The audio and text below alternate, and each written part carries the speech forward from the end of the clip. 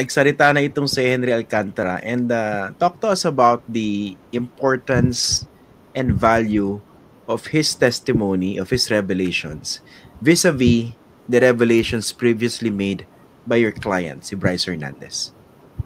Nung narinig ko, I was there at the Senate this morning, and nung narinig ko na biglang nagsalita na gumawa na ng affidavit si Henry Alcantara, I felt relief.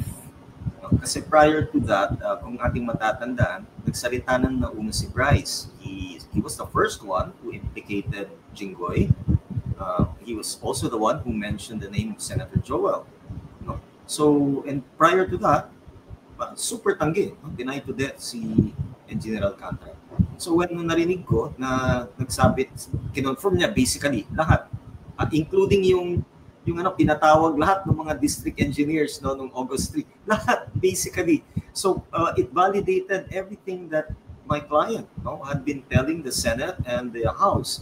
And for me, I really felt na parang okay na, mission accomplished na.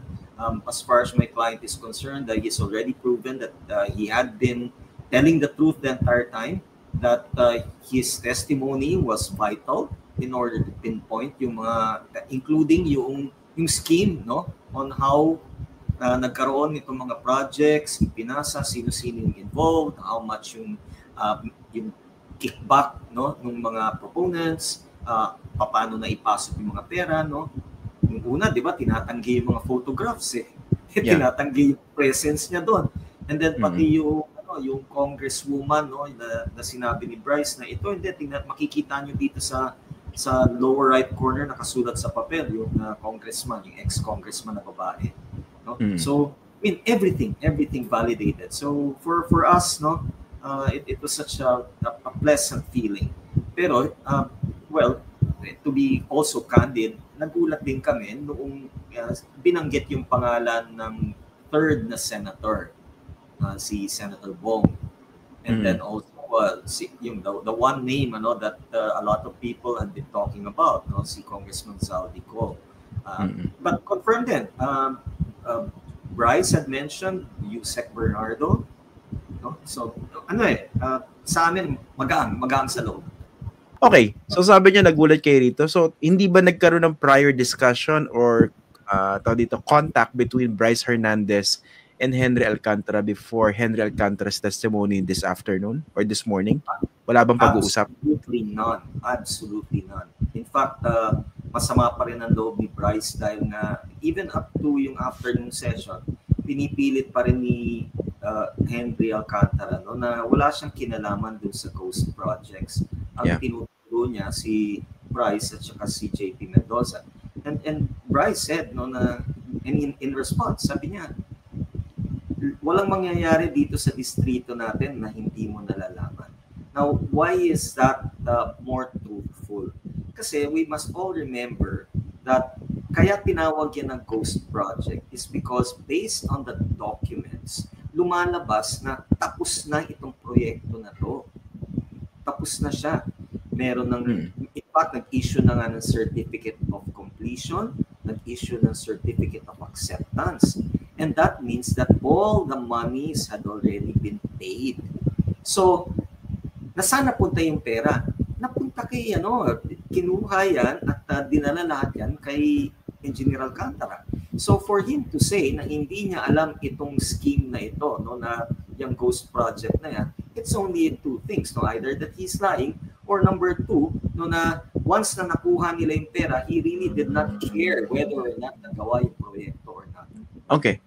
Ang 2 points, una-una, attorney, ang inisip ko, why would Henry Alcantara insist that he knew nothing about the ghost projects? Kung umamin na naman siya na sangkot siya ron sa malawakang corruption, meron siyang commission, that's one. And number two, ano naman yung preba ni Bryce Hernandez that would prove na alam talaga ni Henry Alcantara yung ghost projects? Ito very clear kasi, Christian. The scheme is that they will make it appear using documents that the projects have been completed. Yan ang very sure. And it is actually Henry, being the DE at the time, who would sign off on all of the documents, including the certificate of acceptance. Yung certificate of acceptance, Christian, yan ang huling-huling dokumento na ini-issue ng DPWH in favor of the contractor and which would now be presented by the contractor na as basis para makapagkolekta. So you see, meaning that ang importante lang as far as the proponent, yun ang pinalalabas kasi ni Henry, na ginagawa niya lahat ito based doon sa kung ano yung gusto ng proponent, based doon sa inutos sa kanya ni Yusek Bernardo, whose name, by the way, had been mentioned earlier by Bryce. And then, pina-i-implement niya ngayon yan dito sa mga tao niya, including Bryce Hernandez. So, makikita mo, ang gusto lang talaga nila is makakolekta. And they did not care whether or not it's finished. No? So, yung, di ba, dapat yan, bago mag-sign off ang district engineer, kailangan dapat yan, checkin niya di ba? Yun nga yung tinatanong sa kanya ng mga senators, are you telling me, hindi mo man lang chine-check before you actually issue the certificate of acceptance? Di ba? Kahit yung mga senador, hindi sila maniniwala. Okay, so hindi, iniisip ko, ano bang value rito kay Henry Alcantara to insist that he knew nothing about the ghost projects? I mean, meron pa bang karagdagang tulong sa kanya yon? May mga inamin na naman siya. Wala akong nakikita, kasi he actually just basically validated everything that Bryce had been saying all along, yung scheme, yung pera, yung pag-deliver. In fact, yung na-present na nga yung kung paano yung pag-deliver at saka kung saan, And ang sabi nga in fact, ni Bryce is na tama lahat ng mga sinabi ni Henry, pero kulang pa. Meaning that, probably, siguro, hindi ko masabi, pero maybe that was something that Henry kind of presented, Probably iniisip niya na talagang 100% na acceptin ni Bryce lahat ng sinabi niya. But Bryce said, no, kulang pa. Because Bryce knows that kulang nga talaga. Hindi lang yun yung mga tao na involved. Okay, when you say kulang pa, what exactly did Bryce Hernandez mean? Meron pa ba siyang papangalanan si Bryce? Yes, as far as his memory serves, But yun nga, also one of the things that I had been, medyo reprimanded, this afternoon. Kasi meron akong binanggit in another interview about the number of senators who were actually involved, at saka whether or not they were incumbent or ex-senators, Sabi ni Bryce, kung maaari, wag daw muna akong magsasalita tungkol doon sa dami at kung ano yung status nitong mga taong ito until he has evidence. Makikita mo he's being very consistent naman, di ba? Kaya nga he requested the Senate Blue Ribbon Committee na pagbigyan siya na pumunta doon sa kanyang tahanan over the weekend because he is into this particular mindset na he doesn't want to pinpoint people unless he had proof. So sabi niya sa akin after I gave that interview in one station na kung maaari please try to tone down or to exercise a little bit more caution because ayaw niya na magmukha na parang later on when we unseal the documents that have already been turned over to the Senate and then i-unseal yung mismong computer niya tapos hindi nagtugma doon sa earlier na sinabi namin, baka magkaroon ng problema with regard to credibility and we did not want that to happen. And I agree with him. Pero nabitawan niya na naman So, yes, ilan ba ito? Meron pang ilang senador uli? Kasi binanggit niya dalawa Ilan pa ba? That's why I will now have to be more cautious in accordance with the instructions of my client and say that we will defer any specific number and yung nature and status nitong mga personalities na to until we're able now to gather the evidence or lumabas lahat ng ebidensya. And that's the only time that Bryce, pagpasensya nyo na, Bryce would be more definitive as to sino-sino at saka kung ano yung status nila. Pagpasensya nyo na. Okay. Basta ang sure meron pa, hindi lang ito mga napapag-usapan natin so far. That's correct.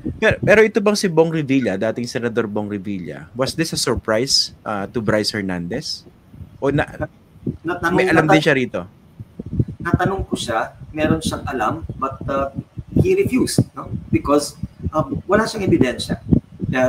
What he had in his cell phone were just proofs of yung mga projects ni Senator Jinggoy at saka ni Senator Joel. Now, in his mind, kasi you have to understand, Christian, that sabi-sabi, no? Alam mo yun, yung hindi, he had already admitted na never niya na nakikausap si Senator Joel, never niya nakausap si Jinggoy. Nakita niya lamang si Senator Joel from afar, pero never naman niya nakakausap. So, everything, all of this information is just being fed down to them by Yusek Bernardo. So, ang hirap na, sige, ito yung pagkakaalala niya, no? We're talking about a 3-year span. Pero gusto niya na makita yung actual na nakaprint yung initials o yung pangalan noong proponent to the particular project and to the particular amount. No? Kasi hirap magsalita, baka maano yun. Well, again, no, he wants to tell the truth, but he wants it to be the actual truth rather than just what his memory is.